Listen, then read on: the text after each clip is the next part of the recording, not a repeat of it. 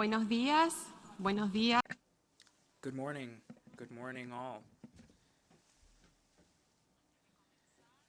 Before starting, I would like to remind delegations of the following mitigation measures which will apply for this session. All delegates must cover their nose and mouths with a mask or something similar at all times in public spaces and within the General Assembly Hall unless they are speaking on the floor. And they may be present in the General Assembly in a group of maximum 4 people in the case of a delegation, and for observing states in the European Union that you can have 1 person, and in the case of, 1 person in the case of all other observers. I would like to now present a brief introductory speech.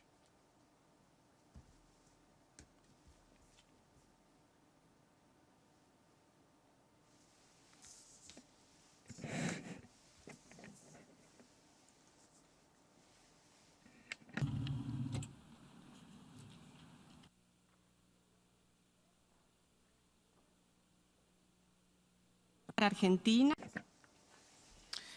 It's an honor for Argentina to chair for the 2nd consecutive year the Commission for Social Development. Following last year's practice, I would like to start off our work inviting you to observe a bit of a reflection here on the work of the ever-present graphic cartoonist and comic writer from Argentina, Quino, who is the creator of our ever-beloved Mafalda. I would like to say that I appreciate to the Secretariat for sharing the image on the screen. These images by Quino's work show us Mafalda asking her father if hunger and poverty have been eradicated, if nuclear weapons have been eliminated from the world. Her father tells her that he doesn't think so, and then Mafalda, with great concern and sadness, a bit nervous as well, asks, why then are we going from 1 year to the next? In other words, colleagues, friends, why are we turning the page when problems in the international community go unresolved? Why do we change from 1 year to the next when we know that tonight there are people who have nothing to eat? This bit of reflection by Mafalda shows us how pertinent the themes that we're debating today in the Commission for Social Development are, which have as a main axis working with the needs of those most vulnerable. As I have mentioned on various occasions, the pandemic showed many of the issues of inequality, inequity, poverty, unfair and unequal conditions among and within countries. The pandemic affected the lives of people, especially those who were left without a job because the place that they worked at closed or disappeared for myriad reasons. Similarly, the pandemic rose levels of poverty and hunger throughout the world, problems that are interlinked and worsen people's situations. Let's think of our children. The hunger that they suffer today will have an effect tomorrow in many aspects of their lives, including in their cognitive abilities, because they did not receive in childhood, at the right time and in the right form, the proper nutrition that they needed. The report for the state of food insecurity in the world for 2021, written by the FAO and other UN agencies, shows us a new, significantly more challenging situation. 811 million people do not know what they will eat today. It is irrefutable that the COVID-19 pandemic has caused a systemic crisis. Governments have been called on to act with great urgency to protect the health of populations and avoid the total collapse of economies with all of the serious social and political consequences that would bring. This is a situation in which public action is key to guide a transformative recovery, changing the intensity or combining the intensity of a short-term response with long-term goals. In the Commission, we have the opportunity to share and learn from implemented measures to mitigate the effects of the pandemic, because all of our countries have made efforts to guarantee the well-being of our populations. We will also have the opportunity to discuss the pandemic recovery strategies, for which it's fundamental that we adopt a gender focus, one of diversity and human rights, so that we can bring an effective response to structural problems that have worsened over the last year and a half, such as hunger and poverty. Dear colleagues, the world is witnessing a recovery at two different paces, which means that once more, many will be left behind. I ask myself if we are fully aware of the catastrophic consequences that such a gap would generate in a post-pandemic world. As the Secretary General mentioned recently when presenting his priorities, he said, the COVID-19 pandemic continues to destabilize lives, plans, and hopes. Meanwhile, inequalities grow, and as a clear example, he mentioned that vaccination rates in high-income countries are 7 times higher than in countries from other regions in the world. For that reason, we must take advantage of this crisis to come out transformed on the other end, so that we can bring about imagination and build for our countries our own paths forward. They must be original but effective, so that we can foment fair, egalitarian societies of dignity, so that people can undertake lifelong projects. Having expressed myself with these introductory words, I would like to launch the 60th session, which has as its main theme this year the inclusive and resilient recovery from COVID-19 to achieve livelihoods, well-being, and dignity that are sustainable for all. We wish to eradicate poverty and hunger in all its forms and dimensions to achieve the 2030 agenda. Last year, in my capacity as chair, with the support of the Bureau, I had the opportunity to bring forward how we would address this theme, which is just as important and urgent as to consider as our contribution to this resolution. Dear colleagues, we must guarantee lives of dignity for all people, for those who live in poverty, those who have no access to food, clearly see affected their ability to enjoy their basic human rights. That's why it's important that the international community that's why it's important that we prioritize addressing these problems and their solutions. We cannot put this off. In Argentina, we sought to address the issue of those who are worst off with the motto, first come the last. With that goal, we implemented various actions, with one of the most important being the launch of the emergency family income for workers who are not registered, as well as single taxpayers that did not receive pensions or any kind of subsidies and who did not have any other income. And we also launched an extraordinary reinforcement for those who held food cards in order to maintain incomes and strengthen the rights of families to food. During this session, you will all share the measures implemented by your governments who have made great efforts throughout this pandemic. Also, as you'll be able to see, this week we have a robust agenda of activities during which we will discuss this priority theme, and I hope to count on your participation. This afternoon, we will be launching the first high-level panel with government representatives to discuss the eradication of poverty and hunger. This main theme will be discussed on Thursday by various relevant actors such as civil society, the academic and private sectors, and also within the forum of various stakeholders. Similarly, on Wednesday, we'll have the honor of speaking with excellent UN staff members who will help us to reflect on this priority theme. We hope to have the representation of people from regional commissions, UN Women, the ILO, among others. Tomorrow in the morning, I'll have the honor of moderating the Ministerial Forum, which will look at the theme of strengthening multilateralism to achieve well-being and dignity for all those facing food insecurity and seeking to eradicate poverty, including through the promotion of sustainable food systems. This is an opportunity for our ministers to discuss the kind of multilateralism that we need, in which equality, sustainability, solidarity, and international cooperation are essential and key in order to advance towards a transformative recovery which guarantees all peoples the rights that they've demanded for decades. As an emerging theme, we will look at national policies and applied measures by member states in order to combat hunger and poverty in the COVID-19 pandemic and beyond.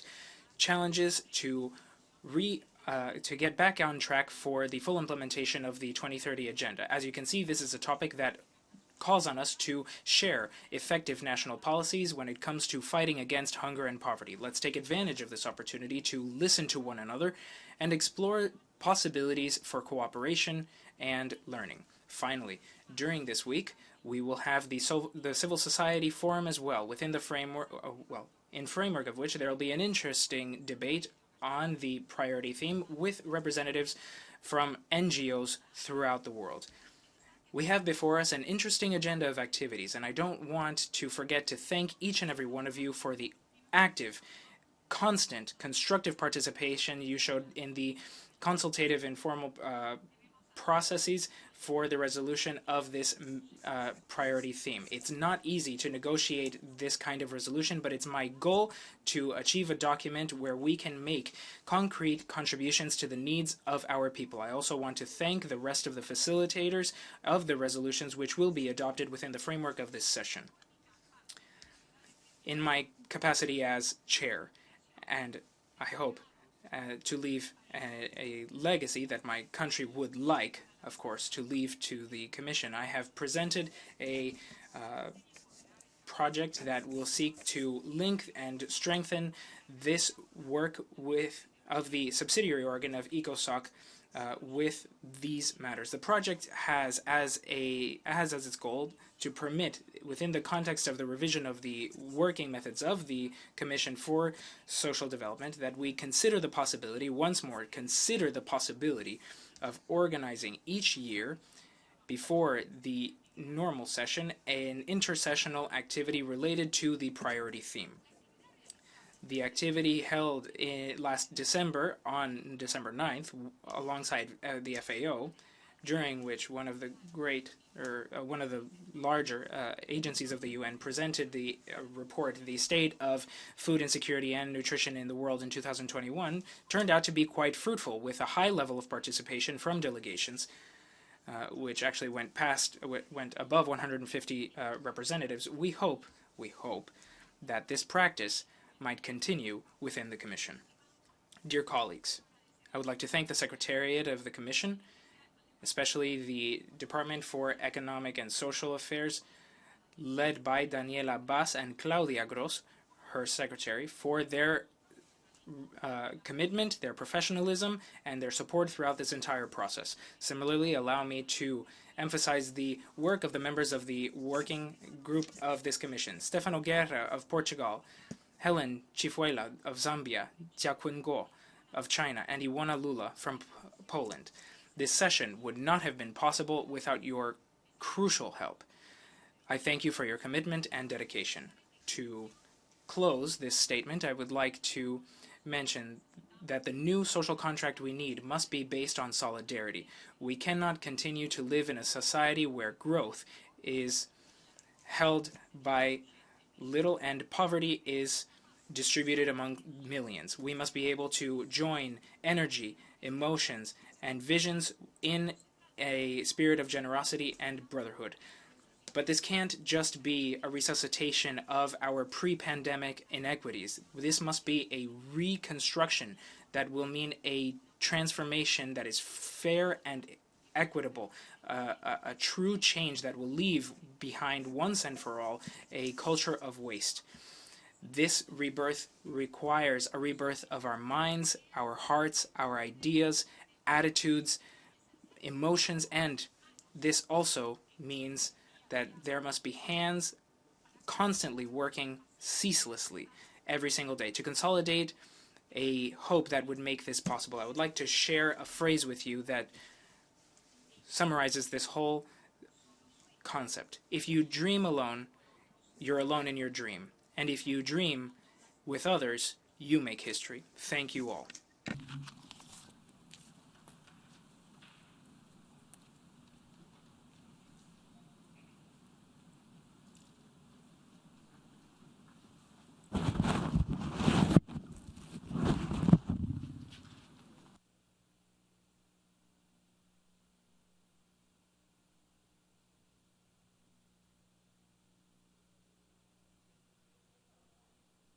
Gracias, gracias. Thank you, thank you.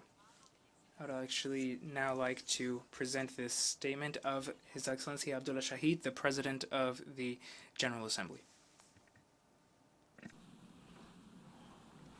Her Excellency Maria del Carmen Esquef, Permanent Representative of Argentina to the United Nations and Chair of the Bureau of the Commission for Social Development for the 60th session.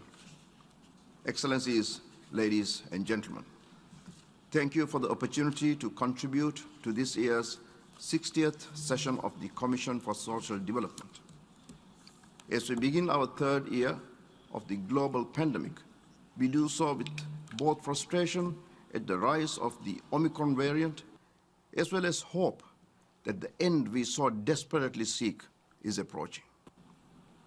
It is this end that we must address today. What does our world look like in the post-COVID era? What lessons have we learned from our responses? To be clear, COVID-19 has posed a significant setback to sustainable development. 600 million people are close to extreme poverty, and 3 billion people cannot afford a healthy diet. These are startling numbers. Yet, at the same time, the level of response and the impact of the recovery measures put in place offers signs of encouragement. Social protection measures have skyrocketed in the last 2 years. And while implementation has been deeply uneven across the world, particularly between developed and developing countries, the efforts made demonstrate that social safety nets do work and could have huge impacts on the lives and livelihoods of the people we serve. Excellencies, we must see COVID-19 pandemic as both crisis and opportunity. In building back better, we must embrace the goals and targets of Sustainable Development Goals to ensure we do not simply recreate the systems and institutions we had before, that we enshrine resilience and sustainability in everything we do. This requires us to be bold and ambitious in our intentions and generous in our actions. First, we must invest and share technologies, resources, and capacities to ensure that our recovery efforts reach all people in all countries, particularly those in special situations such as LDCs, LLDCs, and SIDS. Second, we must prioritize universal access to basic services and infrastructure, especially around education, nutrition, and healthcare. These are basic human rights, and far too many have had to suffer needlessly during the pandemic. The recovery period must ensure that no one is left behind. This will allow for an inclusive and equitable recovery that empowers all people, including women and girls, young people, the elderly, and persons living with disabilities. Third, we must invest in training and education, particularly green skilling. COVID-19 is one crisis, but others await. We cannot ignore the risks of climate change or other crises. Investing in a green and blue recovery will allow for an economic rebound that strengthens the workforce, build resilience, mitigates carbon emissions, protects our ecosystems, and invests in new sectors and industries. Fourth, we must work quickly to close the gaps that have been so clearly exposed. After 2 years, we have the data on who has been left furthest behind. We know how these groups have suffered and why. Going forward, we must invest in universal social protection systems. This will ensure that future crises are well prepared for and that all people can access comprehensive social support systems that guarantee a basic level of social security. We must also acknowledge that members of our communities have felt the pandemic most acutely. This includes women and girls who have lived through a shadow pandemic of increased domestic violence, coupled with reduced access to social protection measures. The post-COVID recovery period must recognize these gaps and ensure that social protection and access to all services is gender sensitive. My dear friends, history is replete with turning points, many of which have been born out of periods of far darker than we would like to admit. History will undoubtedly remember the pandemic for its loss and for its tragedies. But we will mourn and grieve as we should. But let us also ensure that history remembers the pandemic as its own turning point, as the moment when humanity embraced a better future, pivoted to sustainability, abandoned tired excuses, and pursued a path that empowered all people, that protected our planet, that built prosperity, and that left a new generation with hope. I thank you.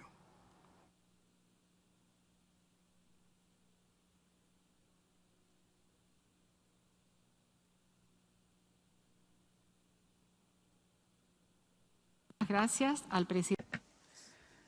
I thank the President of the General Assembly for his statement.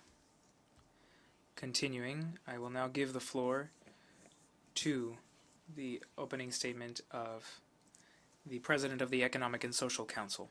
So let us now give the floor to His Excellency Colin Vixen Kelapile, President of the Economic and Social Council.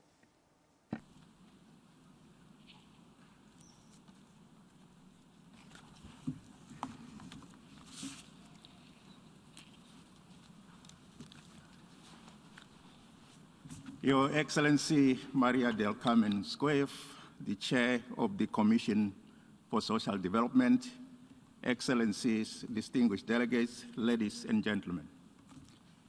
It gives me great pleasure to join you today at the opening of the 60th session of the Commission for Social Development, a very important subsidiary body of the Economic and Social Council, ECOSOC. We are once again meeting in the shadows of the COVID-19 pandemic. With so little time left to realize the vision of the 2030 Agenda for Sustainable Development, the pandemic has hindered or even reversed progress on many sustainable development goals. Its impact has been particularly severe on the goals to eradicate poverty and hunger by 2030. According to some estimates, the social and economic impacts of this pandemic have been 4 times greater than those of the 2008-2009 crisis. The economic recovery we have embarked on to date has proved to be fragile in the face of new variants of the virus or changes in macroeconomic policies. It has also proved highly uneven. Developing countries in particular, and especially in Africa, are being left behind with slower economic growth and highly unequal access to the vaccines and the financial resources to support their recovery. We are experiencing an increasingly divided world, measured also by the unequal access to the technological means to aid our response and recovery. The poorest countries and people are getting poorer, women face growing violence and inequalities, job losses and disruptions in education hinder learning opportunities and youth empowerment. Ladies and gentlemen, the most vulnerable among us, the least developed countries, the landlocked developing countries, and small island developing states are shouldering the worst of the burden in these challenging times. The pandemic has also shown that in times of a crisis, the most destitute suffer the most, and it has highlighted that we must strengthen multilateralism and international cooperation. We must therefore learn key lessons and act in a spirit of global solidarity if we are to move forward our 2030 agenda. We must take collective actions to recover better and build a fairer and more sustainable world. There is at least broad agreement amongst the member states and stakeholders, including civil society, that our response to the pandemic must be guided by the 2030 agenda. Our policies must encompass measures to realize the SDGs. The policies must be transformative and promote the structural changes we need to ensure that our economic, social, and financial systems support equality, inclusiveness, and sustainability. They must be faithful to our commitment to leave no one behind in our implementation of the Global Development Goals. The annual theme of ECOSOC and the High-Level Political Forum on Sustainable Development, the HLPF, is precisely about building back better from the coronavirus disease or COVID-19, while advancing the full implementation of the 2030 Agenda for Sustainable Development. The Commission for Social Development has an essential role to play in developing policy guidance towards this objective. I see it as the home for pursuing SDG 10 on reducing inequality. It is the platform to advance innovative social policies which have proved to be among the most important during this pandemic. We saw the critical role of stronger and resilient social protection systems in sheltering people from the impacts of the crisis and preventing them falling deeper into poverty, hunger, and food insecurity.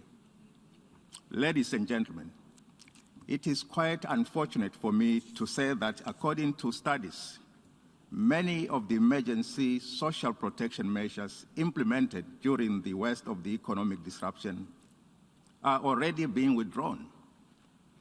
We should instead be using them as a launchpad to move towards universal social protection in the longer term.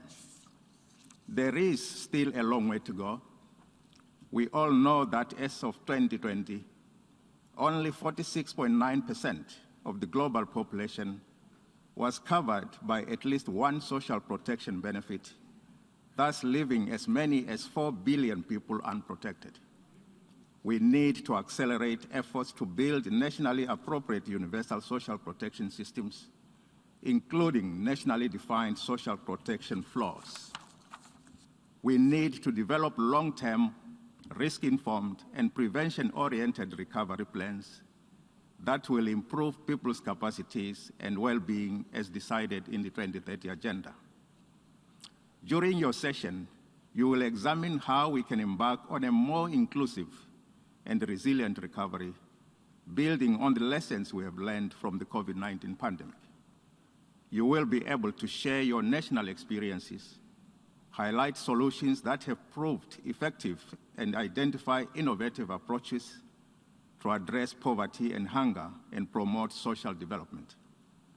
Please take the opportunity offered by this session to also listen to NGOs, civil society, and various stakeholders, including the youth, women, and children, as well as many other vulnerable groups, and reflect their voices in your decisions.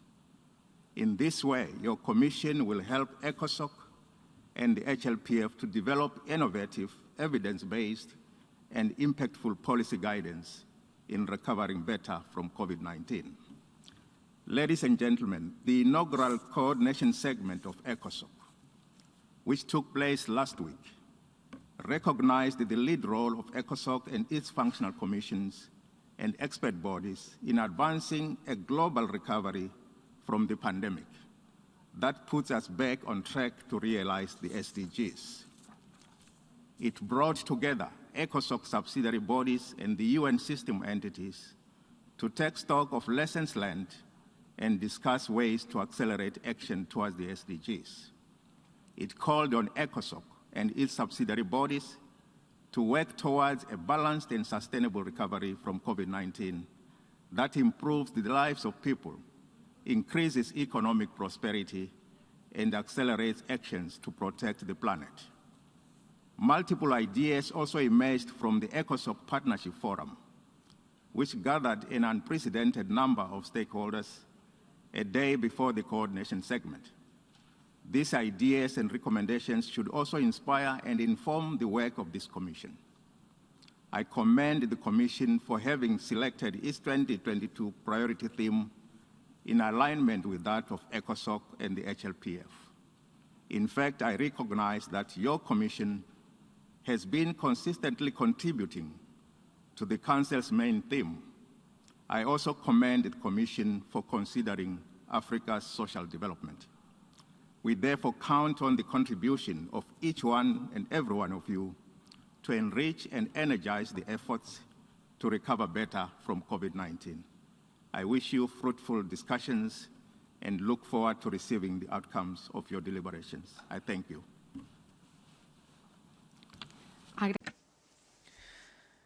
I give a special thanks for the words of the President of the Economic and Social Council.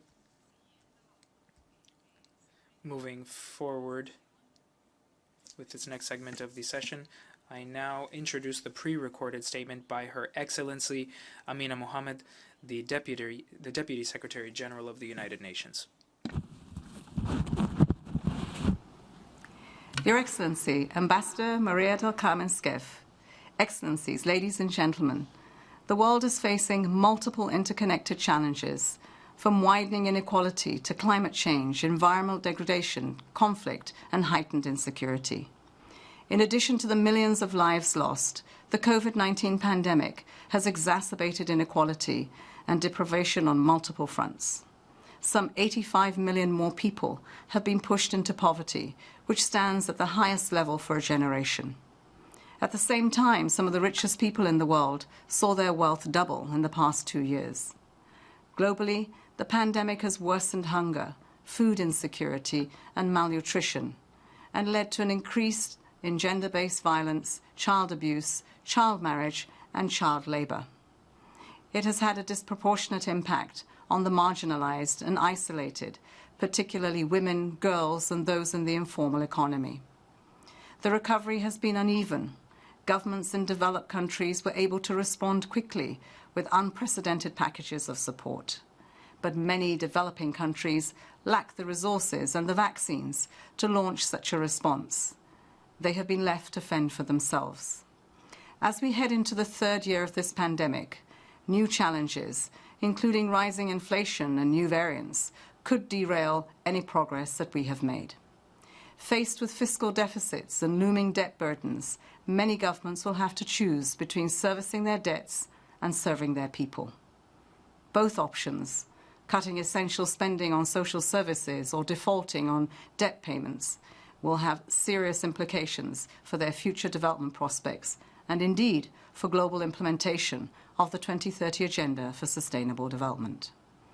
As the Secretary General has said, without decisive action, business as usual could result in a breakdown of the global order. Excellencies, we have a huge task ahead of us, one that demands global solidarity and enhanced multilateralism. To rescue the SDGs, developing countries must be supported so they can invest in a strong recovery from the pandemic. First, we need a new global deal that delivers on global public goods, from the environment to public health, and enables developing countries to focus their resources on sustainable, inclusive development. This must include a complete overhaul of the global financial system and the creation of an operational debt relief and restructuring framework. Second, we must change the premise on which investment decisions are made so that they are in the best interest of humanity, not money markets. Financial metrics must go beyond gross domestic product to include the care economy and account for climate risks and vulnerability. Third, we need a human-centered recovery that addresses inequality, poverty and hunger, and enhances resilience, sustainable livelihoods, and the health and well-being of everyone. We need to prepare for a future of renewable energy and digital technology. Social policies are at the heart of such strategies. As the Secretary-General outlined in his report on our common agenda, we need to renew the social contract so that everyone, everywhere, has access to food, shelter, healthcare, education, and opportunities that are basic rights. As part of these efforts, the new Global Accelerator on Jobs and Social Protection aims to reinvigorate action on decent work and economic growth by providing social protection for the 4 billion people that are without it, and by creating 400 million decent new jobs in the green, care, and digital economies. The proposed World Social Summit in 2025 would be an opportunity to share successes and lessons learned, coordinate action, and create momentum for the SDGs at a global scale. But efforts are needed now to accelerate these and other efforts and to re-energize progress in achieving the Sustainable Development Goals. Today's deliberations can serve as a springboard to chart the way towards a greener, more inclusive, and more resilient future. I count on this Commission to do everything in its power to ensure that the United Nations can collectively fulfill its commitment to leave no one behind. Thank you. Doy las gracias. I thank the Deputy Secretary General for her statement. And I now introduce the pre-recorded statement by Mr. Liu Zhenmin, Undersecretary General of the United Nations Department of Economic and Social Affairs.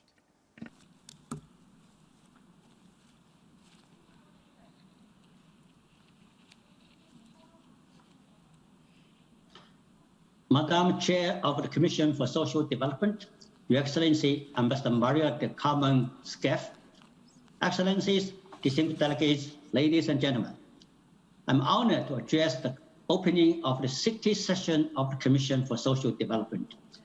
As we meet today, the world continues to respond to the devastating impact of a global pandemic that has deeply affected the most vulnerable in our societies. The COVID-19 crisis has exacerbated inequalities and multiple forms of deprivation. Despite the wide availability of vaccines in developed and some mid-income countries, the prospect of global recovery is darkened by uneven access to vaccines. The world is not on track to meet the most fundamental sustainable development goal of eradicating extreme poverty. Without decisive action, the number of people living in extreme poverty is expected to reach 600 million, or 7% of the world's population by 2030.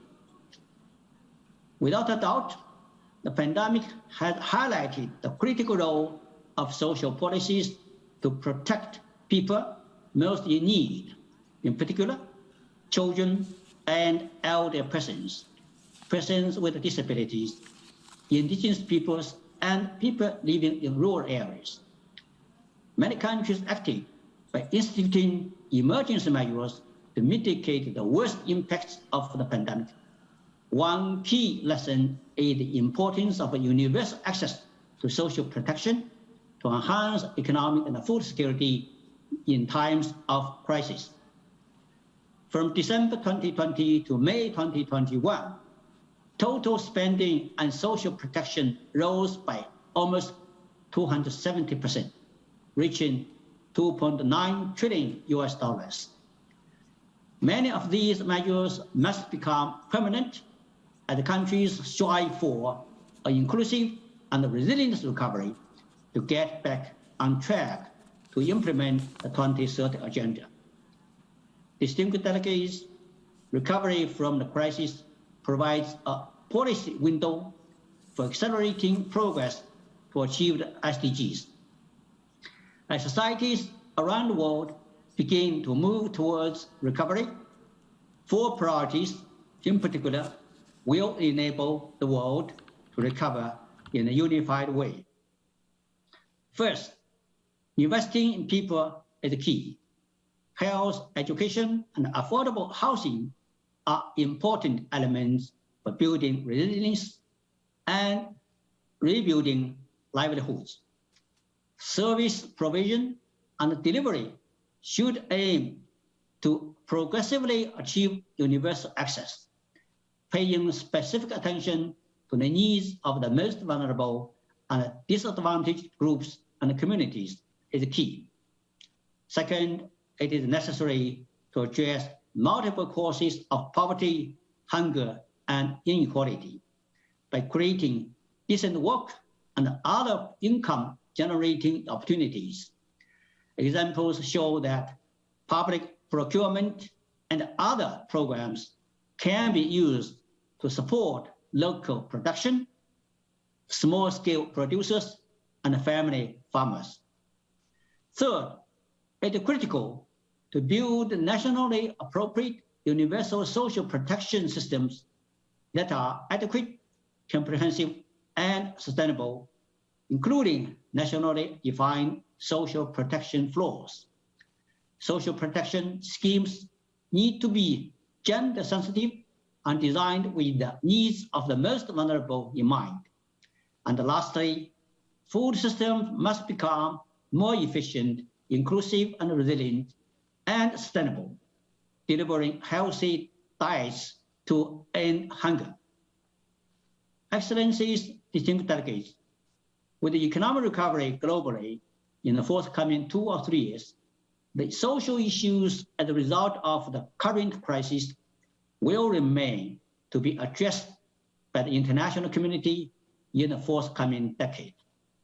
The Secretary General Guterres suggested in his report on our common agenda the convening of the World Social Summit in 2025 to integrate global consensus on social development and social protection.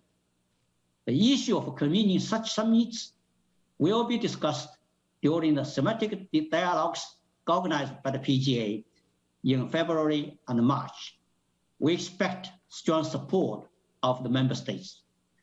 Excellencies, distinguished delegates, let us leverage our collective efforts to deliver on the 2030 agenda and build a society that truly leaves no one behind. I wish you successful deliberations. I thank you. Doy las gracias. I thank the Undersecretary General of the Department of Economic and Social Affairs for his statement. I now give the floor to Monica Shanghadir Oduri, the co-chair of the NGO Committee on Social Development. Ambassador Squef, Excellencies, ladies and gentlemen, dear colleagues. On behalf of the NGO Committee for Social Development, thank you for inviting my co-chair and myself to share the floor at this opening session of the 60th edition of the Commission for Social Development.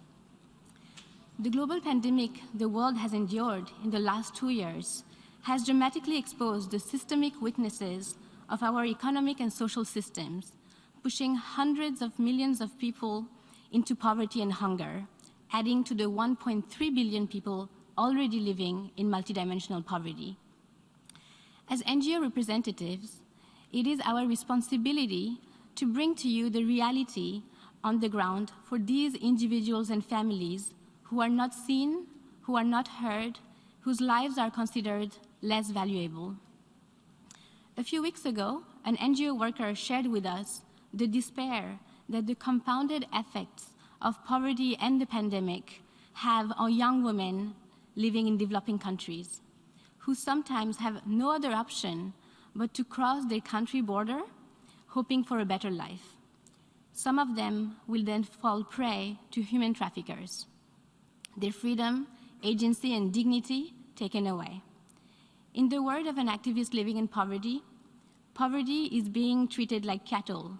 You have no dignity and no identity. Here in the city of New York, the pandemic has resulted in a 36% increase in hunger and food insecurity, especially for communities of color.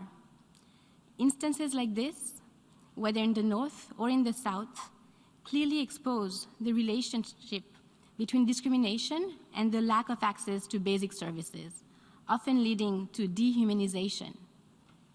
As an activist from the South shared, if you don't have food, you don't have the strength to work, and you don't have ideas. Globally, for hundreds of millions of people already struggling to stay afloat, poverty, hunger, and the pandemic have resulted in a lack of options, a loss of freedom, a feeling of abandonment and disempowerment. When children have to quit their education to go help their parent bring some money home, the social contract is broken. When workers are overworked and die from exposure to COVID, combined with pre-existing health conditions, the social contract is broken. When a mother does not receive the same equal treatment at the hospital because she lives in poverty, the social contract is broken. When a family has to evacuate their house because of water rise due to climate change, despite having nowhere else to go, then the social contract is broken. And when all of this happens, what does it say about us as a society? As members of the same human community, where is our sense of collective responsibility towards each other and towards the most vulnerable in our societies? Thank you.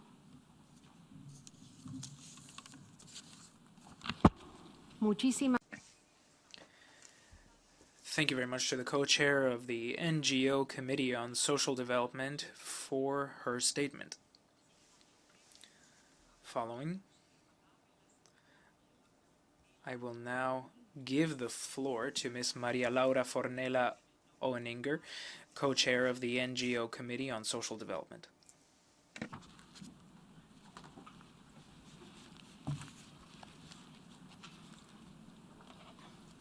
Good morning. Ambassador Maria del Carmen Squef, Excellencies, distinguished delegates, colleagues, and friends. It is an honor and a great privilege to address you in person today. As my colleague Monica has so eloquently articulated, 2 years of pandemic have shed new light on the extent to which the old social contract that held societies together has been broken. And yet, it has awakened us to the realization that we're still bound to one another by our common vulnerability and our shared humanity. Now more than ever, social solidarity must be a defining feature of solutions, of policy solutions. Listening to and learning from unheard voices and including them in decisions that affect their lives to ensure a hunger-free, green, and just recovery from COVID-19. Our collective responsibility must define new norms of how we can take better care of each other and of the environment in which we live. A renewed social contract should prioritize the following actions: invest in national floors of social protection, provide access to essential health care and basic income, and establish a global fund for social protection to develop capacity in the least developed countries. Ensure that persons living in poverty are equal before the law. Take measures to eliminate discrimination and the social stigma attached to the conditions of poverty, especially in the fields of education, work, and housing. Ensure a world of work that is free of violence and harassment and respectful of all human rights, including those of workers in the informal and unpaid care work sectors, and promote social dialogue and workers' representation in decision-making. Scale up climate resilience across food systems by including the know-how and farming practices held by indigenous peoples. Intervene along the supply chains to make nutritious food available and cost accessible. promoting sustainable practices and striving for a positive balance between human health and the environment. Promote early as well as lifelong education, access to digital technology and upskilling to ensure sustainable livelihoods for all. These recommendations come from our civil society declaration drafted by our NGO committee and endorsed by more than 875 organizations and individuals so far. It is my honor to share with you this declaration today in the hope that it will be included in the outcome document of this commission. These fundamental human rights need to be realized through an intersectional approach, putting people at the center with a specific gender lens, protecting the rights of women and girls to ensure the dignity and well-being of all. It is in this spirit that we embrace the Secretary General's call for a new social contract and a new global deal. As representatives of civil society everywhere, we look forward to being fully engaged with the UN Secretariat and the member states in the process leading to a new World Summit on Social Development in 2025. Ladies and gentlemen, as we prepare to celebrate 30 years of the signing of the Copenhagen Declaration, let us recommit ourselves to its principles in a renewed social contract based on respect for the planet and for human rights, upholding the values of human dignity, non-discrimination, and freedom as enshrined in the United Nations Charter. Thank you. Agradezco. I thank the co-chair of the NGA Committee on Social Development for her statement. And now we move on to the final statement. It's an honor to now present the pre-recorded statement by a youth representative, a theme that appears quite often in our joint agenda. This is Miss Lynn-Rose Jane D. Genon, the Executive Council of Young Women Plus Leaders for Peace from the Philippines.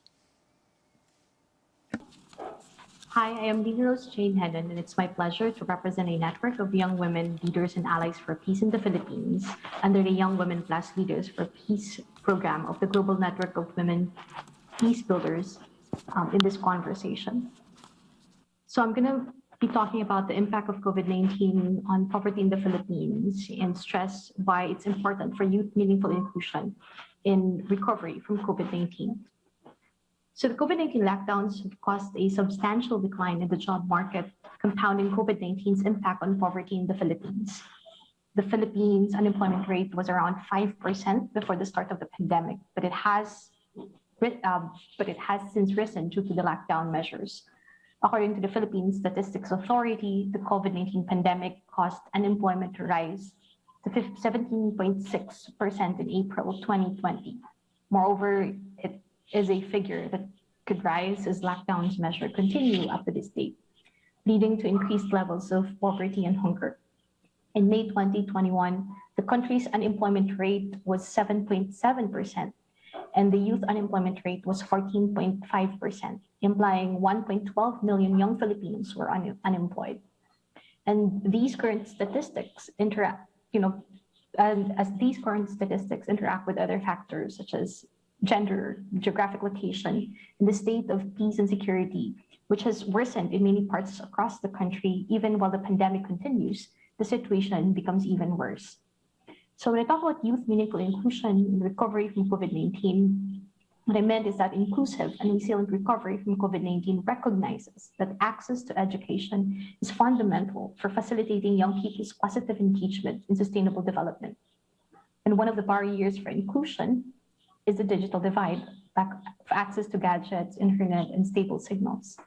Students doing flexible learning or a combination of online and offline programs scramble to acquire digital devices and stable signal and internet connection. In the Philippines, it is impossible for parents who lost their jobs due to COVID-19 related economic slowdown to provide for such needs. 1/5 of Filipino elementary and high school students, equivalent to more than 5 million students, failed to enroll for academic year 2020 to 2021 and will likely miss enrollment again this coming school year 2021-2022 as the pandemic uncertainties continue to plague normal life. Working in the education sector, beyond meeting the immediate needs, we're confronted with the need to rethink education, scale up distance learning, and make education systems more resilient, open, and innovative. And we can't do it alone. We need reliable ICT infrastructure to be able to do that at the least. The problem of the digital divide must be addressed squarely. In the Philippines, despite the high internet penetration, many people in rural areas and in poor households, conflict-affected areas, do not have access to computers, internet, and also lack computer literacy. This gap needs a holistic approach of ICT infrastructure development, clear and implementable policy for integration, and improvement of basic and computer literacy of young people, especially the marginalized sectors. Why is this important? I think this is important because if this is not addressed, we are increasing the already compounding vulnerabilities of the youth.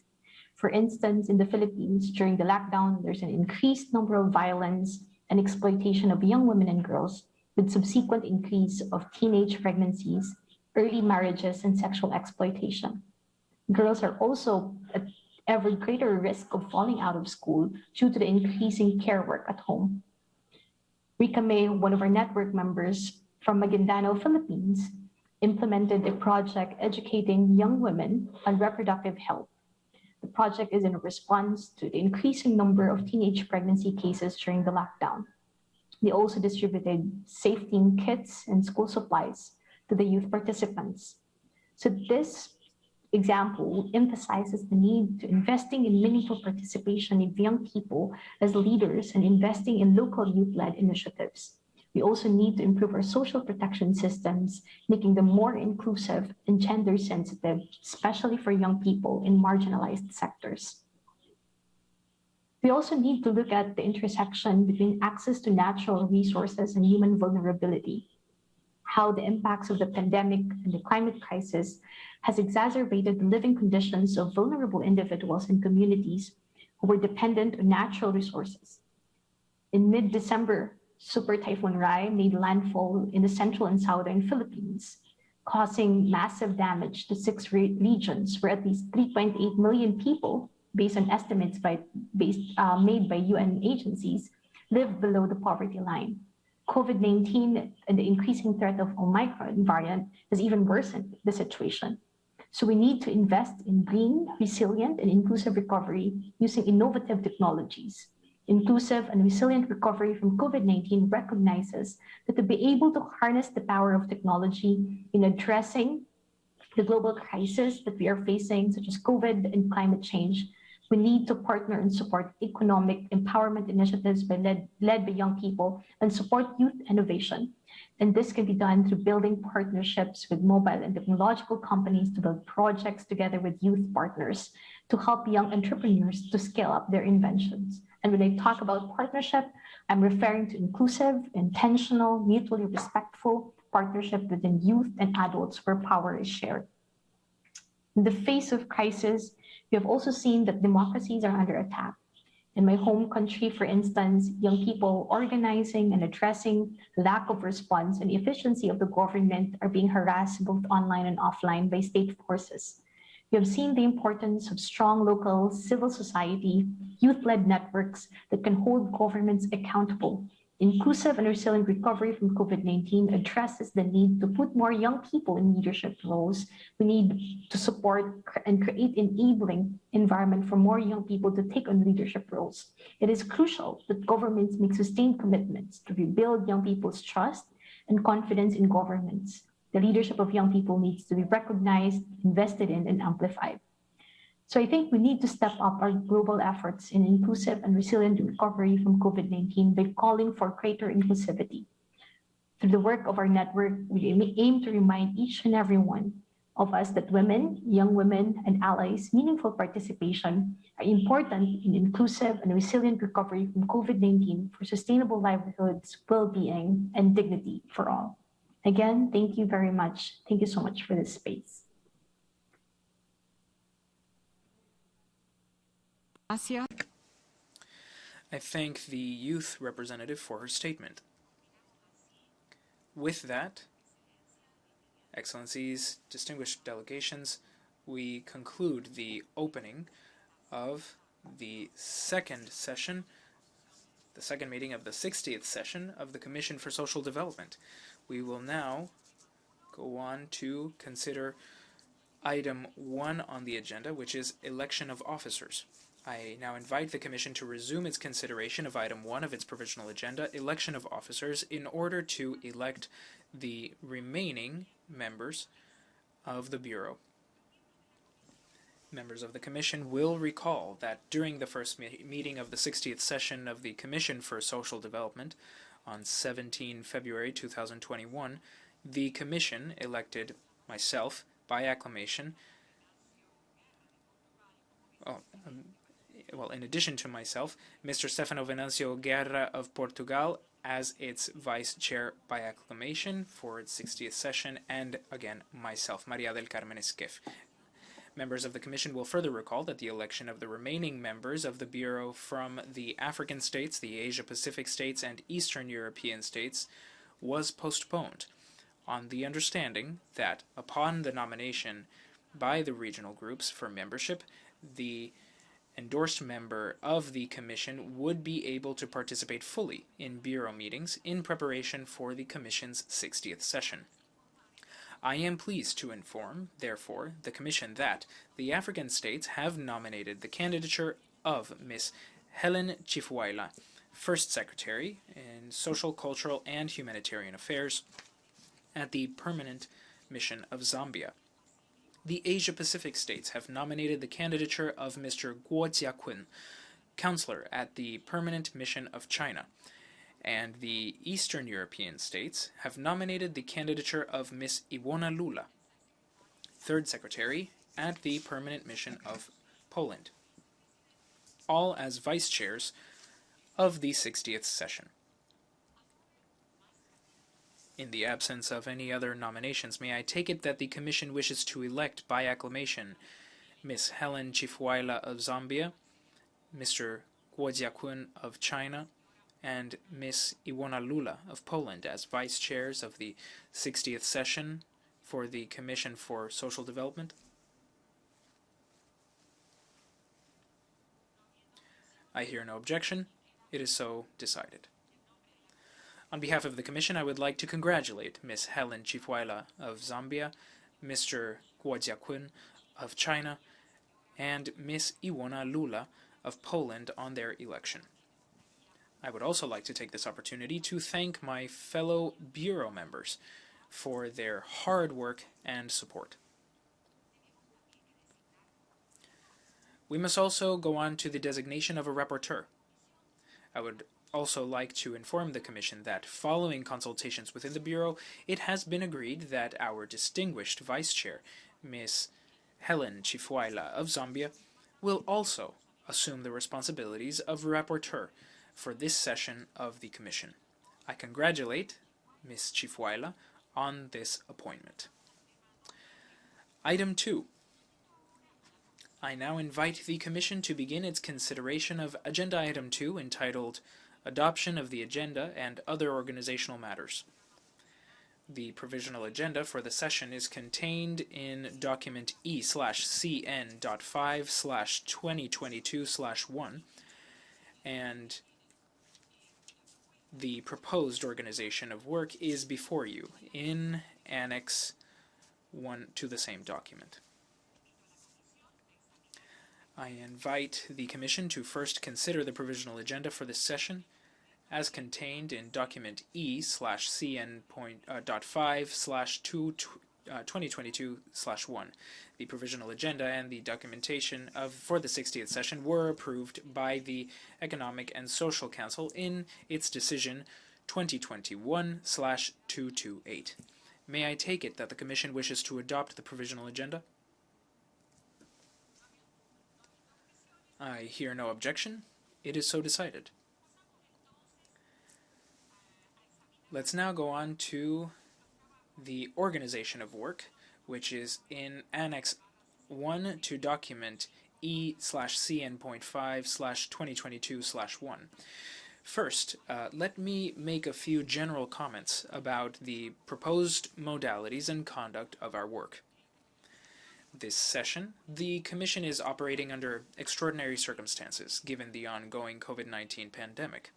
As such, the proposed modalities of the Commission for this session comprise a hybrid model of meetings, formal, in-person meetings, as well as informal, virtual meetings. These modalities are proposed on an exceptional basis and do not constitute a precedent in the work of the Commission. This session will include 2 in-person formal meetings, the first being this present meeting, and the second to be held on Wednesday, 16 February, in the combined conference rooms 1, 2, and 3. The opening of the Commission's 61st session will immediately follow on 16 February, after the closing of the 60th session, for the purpose of holding elections. Following consultations with member states, the Bureau has identified that, given the current circumstances, these hybrid modalities are the most suitable way to work for the Commission to deliver on its mandates. I would like to seek your cooperation in starting all meetings on time at 10 a.m. and 3 p.m. sharp in order to make optimum use of the conference resources allocated to the Commission.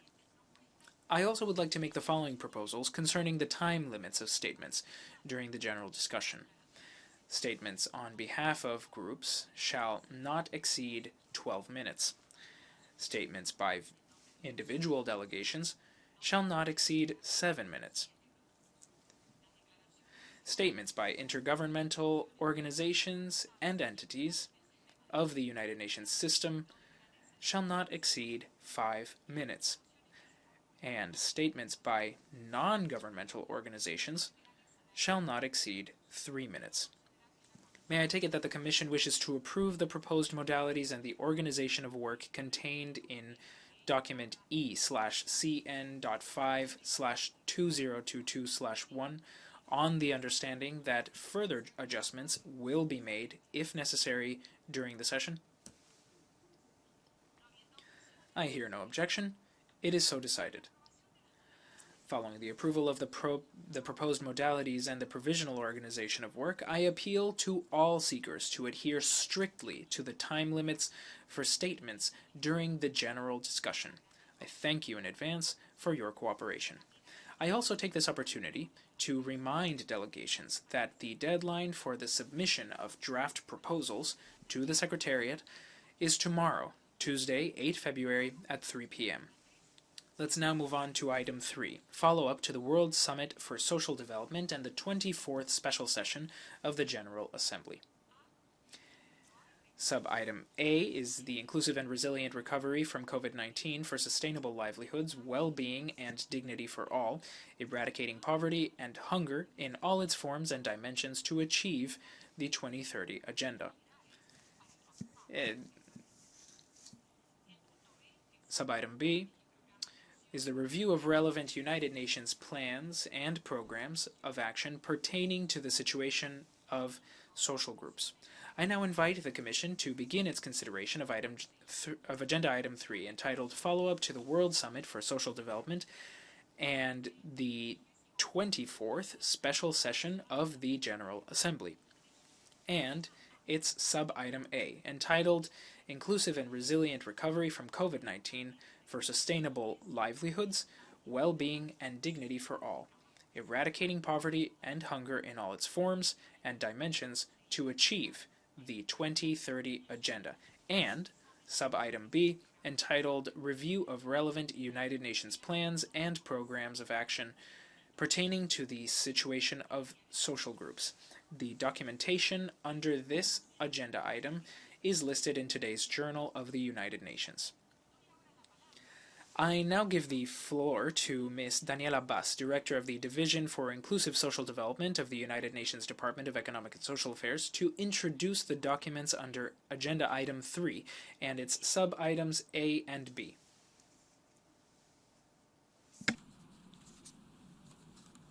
Madam Chair, Excellencies, distinguished delegates, ladies and gentlemen, it is a real honor to introduce 5 reports of the Secretary General to the 60th session of the Commission for Social Development in my capacity as Director of the Division for Inclusive Social Development at the Department of Economic and Social Affairs. These reports have been prepared for the Agenda Item 3, and they are entitled as follow-up to the World Summit for Social Development and the 24th special session of the General Assembly. Now, let's start with the very first one, and it is about the priority theme. And as we know, it's about inclusive and resilient recovery from COVID-19 for sustainable livelihoods, well-being, and dignity for all, by eradicating poverty and hunger in all its forms and dimensions to achieve the 2030 Agenda. Now, in this report, you will see that we are analyzing the impact of COVID-19 on the specific topics of poverty and hunger, and then we also look at the policy responses to COVID-19 and how we have overcome and governments are facing the crisis and what kind of effective strategies governments are implementing to eradicate poverty and hunger, to better recover, and of course, as I said, to achieve the 2030 Agenda. And in this report, you will see that after the global analysis we have made, it urges member states to develop recovery plans that invest in social justice and infrastructures, create decent work opportunities, and accelerate efforts to build nationally appropriate universal social protection systems, including nationally defined social protection floors. And you will see that social protection systems and floors will be a common denominator about and among the 5 reports I'm going to share with you. So this report underlines that there is the need to strengthen food systems by implementing national pathways, including those emerging from the UN Food System Summit. In this report, you will also find that there are very good practices, actually, to address challenges faced by rural populations, including establishing universal social protection systems that are inclusive of rural populations, such as, for instance, supporting rural non-farmer enterprises and strengthening the resilience and adaptability of small-scale producers and family farmers. Finally, in this report, you will see that member states are called to close the financing gaps by reprioritizing government spending, combating national tax avoidance and tax evasion, and supporting progressive tax reforms. Madam Chair, now the second report I would like to introduce to you is about the social dimension of new partnerships for Africa's development. And Africa's economy, as we know, suffered in 2021 from insufficient fiscal space in stimulate growth, as well as a very slow vaccine rollout, which exposes the region to emerging strains of the novel coronavirus. Now, the pandemic is also jeopardizing progress in reducing extreme poverty. In fact, in 2020, 23 million people were pushed into extreme poverty in sub-Saharan Africa. And the crisis continues to exacerbate pre-existing inequalities, both within and across countries, with profound harmful societal and economic effects. In particular, there is an extreme inequity in COVID-19 vaccine distribution globally, with African populations having little or no access to the life-saving shots. At the end of October 2021, so a few months ago, just 6% of the population had been fully vaccinated in Africa, compared with the 65% in high-income countries. So African countries are urged to continue prioritizing policies that improve the health sector, eradicate extreme poverty, combat inequalities, particularly gender inequality, and provide quality education and decent jobs for all, particularly about women and youth. And again, the report encourages to adopt a new social contract that can transform systems and institutions to build a more inclusive, equal, and sustainable Africa. And also to invest in human capital development to build the capacity of the labor market. And at the end, this report calls on the international community. The international community to re-embrace global solidarity and work together for the common good of all, including Africans. Empower, engage, because we need to make sure that COVID-19 vaccines are accessible globally and facilitate the African Vaccine Acquisition Trust to enable all African countries to equitably and rapidly achieve the COVID-19 vaccines targets so that the entire world becomes safe from the novel coronavirus and its variants. Madam Chair, let me now move to the other one, review of relevant UN plans and programs of action pertaining to the situation of social groups. In this report, about the implementation of the objectives of the International Year of the Family and its follow-up processes, you will see that the analysis is about how new technologies impact families, and the focus is on the potential digital technologies in helping to achieve work-family balance and promote and facilitate parenting education. So by focusing on how technologies impact the work-family balance and parenting education, it can help both parents and policymakers to address the challenges arising from increased technology use. As technology use keeps evolving with the varying impacts on adults and children, it is vital to support research, both on technology's impacts on families and its role on furthering learning and education. And you will see, the impact of the crisis, COVID-19 crisis, and the transition to flexible working arrangements that has accelerated, and the work that we need to do to keep this family balance, work and family balance, that contributes also to family cohesion and well-being. And of course, there is the need to have policies that regulate, if you wish, the digital world. They are really needed more and more, and such policies should not only support digital decent work, but recognize the realities families are facing, including caring responsibilities that are still overwhelmingly carried out by women.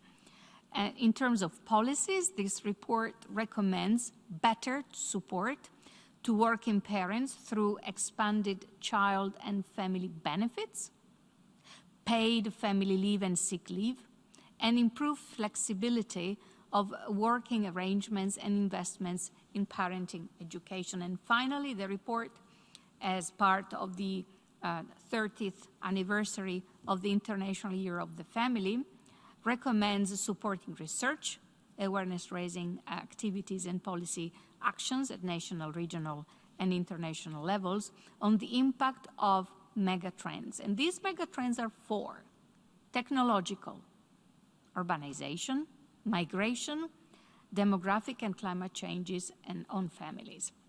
And then next, I would like to draw your attention to the report on the preliminary assessment of the fourth review and appraisal of the Madrid International Plan of Action on Aging, 2002. And the report provides an analysis on the preliminary findings of the fourth review and appraisal of the implementation of the Madrid Plan of Action, including the identification of prevalent and emerging issues and related options. So the report also highlights information on the regional preparations for the fourth review and appraisal exercise, including actions, activities, and the utilization of a bottom-up participation approach. And Madam Chair, the last report is about emerging issues. It's a note prepared for the session that is going to take place this Wednesday. And the note prepared is to facilitate, as I said, the panel discussions, and it examines challenges faced by member states due to the COVID-19 pandemic. And it aims to provide an evidence based on which member states and social partners can draw lessons and good practices to inform inclusive and resilient recovery strategies. In fact, measures span many fields. Governments have supported the agricultural sector to combat hunger, tax and debt relief, or VAT exemptions, and interest-free loans have supported vulnerable businesses and households. Governments have expanded social protection programs, notably cash transfer schemes, by increasing benefit levels and coverage, including by using digital technologies to deliver benefits and other essential services. And sicknesses benefits and unemployment insurance schemes have also supported economic security. And of particular note, social protection measures have targeted the most vulnerable and disadvantaged groups, including women, children, persons with disabilities, indigenous peoples and older persons, as well as migrants. Because you see, active labor market policies and labor regulations adjustments have surged to support workers and small and medium-sized enterprises, and job retention schemes, including wage subsidies, have helped businesses retain their employees. Governments have increased investment in public work programs. And the note emphasizes that universal access to basic services and infrastructures is a key factor in eradicating poverty. The crisis has spurred innovation in distance learning to sustain learning continuity.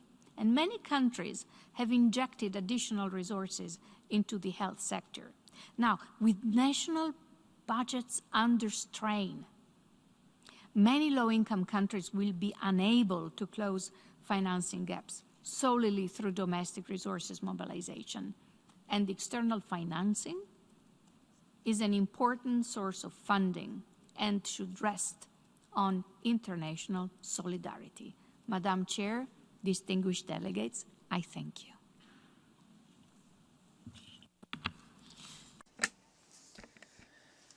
I thank the Director of the Division for Inclusive Social Development for her statement.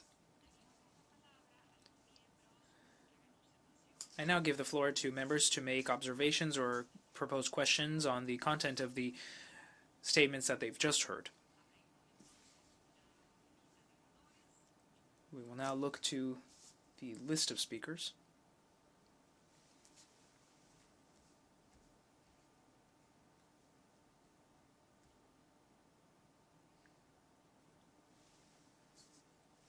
Very well. Veo que ninguna delegación desea hacer. I see no requests for the floor or any observations to be made. In that case, we have reached the end of our program of work for today. In accordance with the organization of our work, the general discussion for sub-items A and B of Agenda Item 3 will begin tomorrow, 8 February at 3 p.m. in an informal virtual meeting. This afternoon at 3 p.m., the Commission will hold a high-level panel discussion on the priority theme, Inclusive and Resilient Recovery from COVID-19 for Sustainable Livelihoods, Well-Being, and Dignity for All, eradicating poverty and hunger in all its forms and dimensions to achieve the 2030 Agenda. also in an informal virtual meeting. We'll see you all there, and there being no further comments, the meeting is adjourned. Thank you very much.